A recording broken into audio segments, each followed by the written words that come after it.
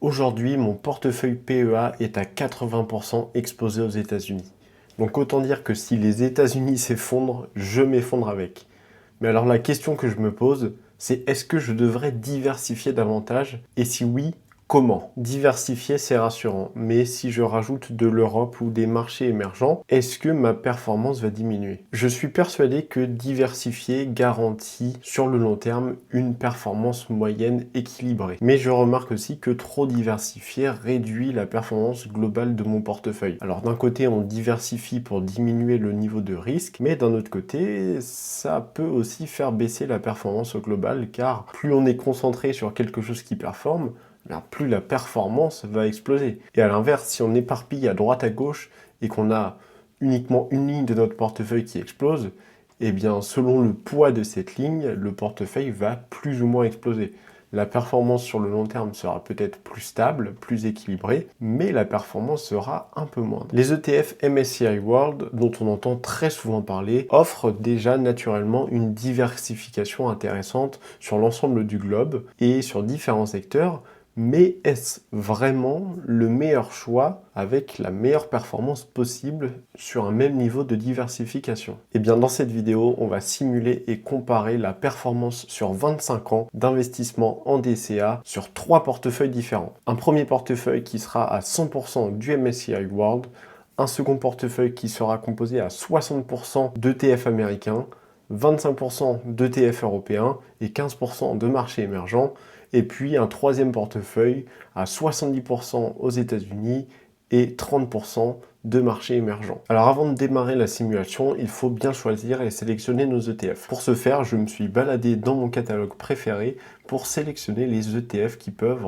répondre à cette simulation. Et donc mon premier que j'ai trouvé, ça a été mon MSCI World pour composer mon premier portefeuille avec l'ETF Amundi éligible au PEA. Ensuite, pour la partie américaine, je pars sur un S&P 500 et là, je vais prendre celui de BNP qui est aussi éligible au PEA. Pour l'Europe, je pars aussi sur un ETF généré par Amundi, éligible bien entendu au PEA qui est le MSCI Europe. Et pour finir, les marchés émergents seront eux représentés par également un ETF d'Amundi éligible au PEA qui est focalisé sur la transition ESG. Bien, maintenant qu'on a tous nos ETF, je vais pouvoir créer mes simulations avec les bonnes répartitions avant de lancer les comparaisons. Alors je t'épargne toute cette configuration et je te montre directement les résultats. Ici, comme tu peux le voir, et sur chaque simulation, on part sur un horizon de 25 ans avec un investissement initial de 1000 € et un DCA de 500 €. Donc ici, on se retrouve sur notre composition à 60% d'États-Unis, 25% d'Europe et 15% de pays émergents. Et si on lance la simulation, déjà, on peut observer les résultats. Alors, on va pas tout se spoil, car on va garder tout ça, tous ces résultats pour la comparaison finale, mais les informations intéressantes ici sont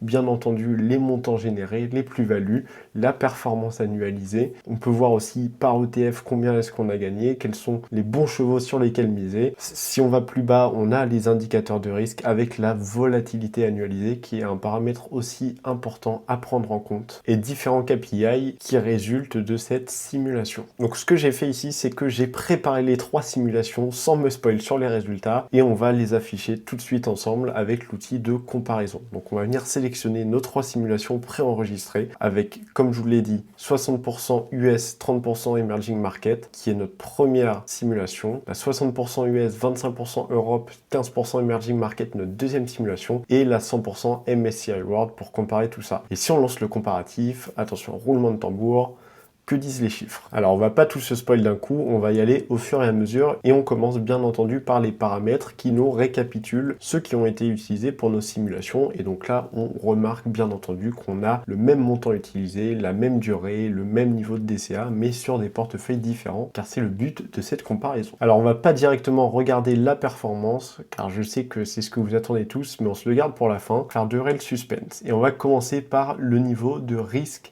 de chaque portefeuille. Donc ce que nous disent les chiffres ici, c'est qu'on a un niveau de risque qui est quand même relativement proche les uns des autres. Bon, ce qui n'est pas étonnant puisque dans chacune de ces simulations, en réalité, on est relativement exposé au marché américain et sur quasiment les mêmes secteurs, mais on va voir ça en détail juste après. Et ce qui nous donne donc un niveau de risque de moyenne à 14,5%, avec le plus bas étant celui du MSCI World à 14% et le plus haut celui du États-Unis plus marché émergent à 15,3%, qui représente donc la volatilité annualisée. Pour chacun de ces portefeuilles, la plus grosse perte observée et donc le drawdown max sur une période donnée a été d'environ 47 à 50%, avec un 50% sur notre portefeuille qui a le plus de marchés émergents, puisque c'est probablement les marchés émergents qui ont causé cet écart par rapport aux deux autres portefeuilles. Et on a pour les trois portefeuilles un ratio de Sharpe qui est relativement similaire. Donc ici, on va pas s'y intéresser plus que ça. En termes de frais, qu'est-ce que ça dit? Et là, hyper intéressant, puisque on pourrait se dire que le MSCI World est la solution facile, mais en réalité, si on ne fait pas attention aux détails et aux petites lignes, comme j'aime le dire, donc les frais en l'occurrence, eh bien on peut vite se faire avoir, et là, la différence est quand même relativement grosse. Parce que sur l'ETF que j'ai pris, qui est celui disponible par Amundi sur le PEA, on a des frais de 0,38%, un TER de 0,38%, qui est énorme et bien au-delà des 0,3% que je vise en général. Et à l'inverse, sur les deux autres portefeuilles, là, on a des frais qui sont à peu près identiques, à peu près similaires, puisqu'on est aux alentours des 0,16%. Mais ce qui crée quand même un écart conséquent sur la totalité de notre simulation, à savoir donc de 25 ans, avec un investissement initial de 1000 € et un DCA de 500 €, je le rappelle. Ici, au total, on aura payé sur notre première simulation 70% US, 30% emerging market, 7300 €, 6500 quand on rajoute de l'Europe, et quand on est uniquement sur un MSCI World, là, on est à 16 365 €, soit plus que 2 fois plus que les autres simulations. Donc, ça reste quand même un paramètre à prendre en compte, ou alors peut-être chercher un autre ETF avec des frais moins élevés sur le MSCI World. Alors on peut aussi s'intéresser à la meilleure et à la pire période, mais bon, c'est juste des statistiques anecdotiques. Oui et non, car en réalité, si on se plonge réellement dans cette période-là, donc là, en fait, on est dans une simulation qui nous dit si on avait commencé à investir il y a 25 ans dans ce portefeuille A, B ou C, on en serait là aujourd'hui. Et là, avec cette meilleure et pire période, on peut à peu près se visualiser à l'époque les gains et les pertes, et ça peut faire froid au dos. Puisque si on prend la crise de 2008 et qu'on regarde notre portefeuille sur notre portefeuille A par exemple, et qu'on voit moins 20% en un mois, ça peut faire mal. Et ça peut être aussi un paramètre important à prendre en compte, la volatilité tout simplement du portefeuille, comme on l'a vu juste avant. Mais donc ici, entre un portefeuille A et un portefeuille B, on voit quand même que le pire mois passe de moins 17 à moins 20. Donc on a quand même un petit écart qui n'est pas hyper significatif en réalité, mais c'est quand même intéressant de s'y intéresser. De février 2008 à 2009, il faut se dire que si vous aviez cet investissement sur ces portefeuilles-ci, vous auriez fait une performance de moins 40 à moins 44%. Donc ça, faut s'accrocher.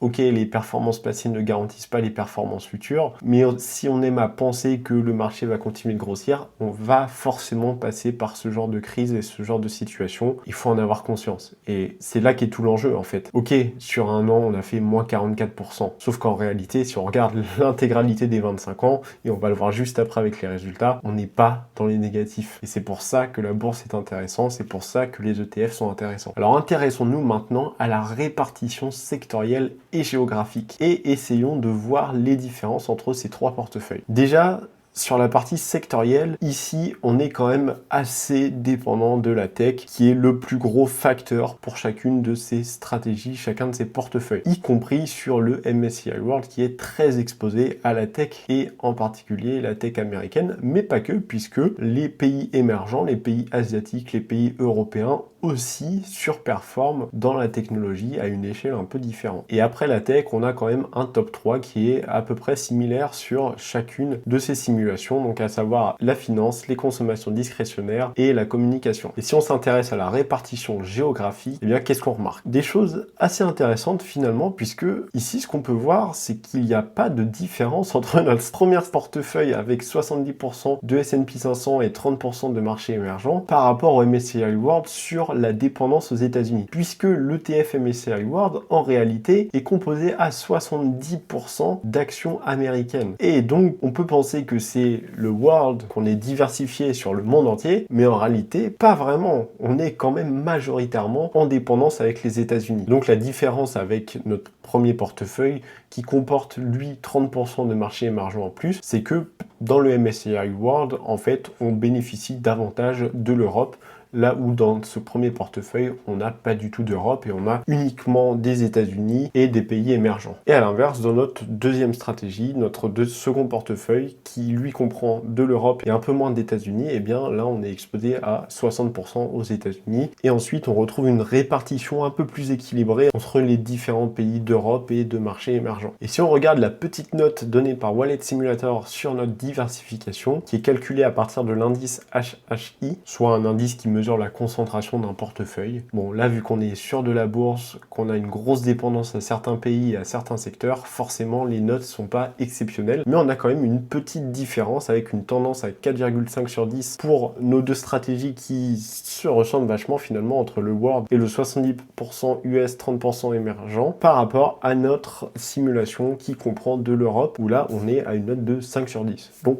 c'est pile la moyenne. Au-delà de ça, les scores sont à peu près équivalents. Maintenant qu'on a vu la partie un peu chiante et prise de tête, qu'est-ce que ça donne réellement en termes de chiffres? Eh bien, la performance va peut-être vous décevoir, mais elle est assez équivalente d'un portefeuille à l'autre. Mais il y a quand même quelques dizaines, voire centaines de milliers d'euros d'écart d'un portefeuille à un autre, ce qui n'est pas non plus négligeable à mon sens. La meilleure stratégie en termes de résultats bruts purs, c'est la première stratégie avec 70% d'États-Unis et 30% de marchés émergents, en tout cas avec les ETF sur lesquels on a basé cette simulation. Ensuite, c'est notre stratégie où on a diminué les deux pour rajouter de l'Europe. Et là, on n'est pas très loin puisqu'on n'est qu'à 9000 € à peu près d'écart par rapport à la première. Et en troisième position, on retrouve l'ETF MSCI World qui là est un petit peu plus à la ramasse avec une quarantaine de milliers d'euros de moins sur 25 ans. Sur notre premier portefeuille, on a une performance moyenne de 10%, là où le MSCI World a une performance de 9,55%, ce qui reste hallucinant sur 25 ans. Et on peut remarquer l'évolution de chacun des portefeuilles qui est quand même très similaire d'une stratégie à l'autre, qui baisse et qui monte au même niveau, ce qui est normal puisque la composition de chacun de ces portefeuilles se base en réalité sur plus ou moins les mêmes actions. Mais donc si je devais voter pour une stratégie, laquelle est-ce que je choisirais? Eh bien en réalité, je pense que je partirais plutôt sur la seconde stratégie qui contient de l'Europe, puisque ok, on a peut-être un résultat moins gros, mais on a réduit la dépendance aux États-Unis et ça n'a pas forcément joué tant que ça sur la performance. Et en plus de ça, les différents frais sont aussi un peu moins élevés que sur un MSCI World par exemple. Donc ce que je retiens, c'est que tu peux te diversifier toi-même sans forcément passer par un MSCI World et avoir une meilleure performance que ce dernier. Et encore faut-il faire les choses intelligemment et comprendre ce que l'on fait évidemment. Ce qu'on peut voir aussi, c'est que sur 25 ans, en réalité, les différences sont moins énormes que ce qu'on peut s'imaginer. Et donc on a souvent tendance à chercher la meilleure stratégie possible, alors qu'en réalité, même si on garde les choses simplement, avec une seule ligne, un seul ETF, on peut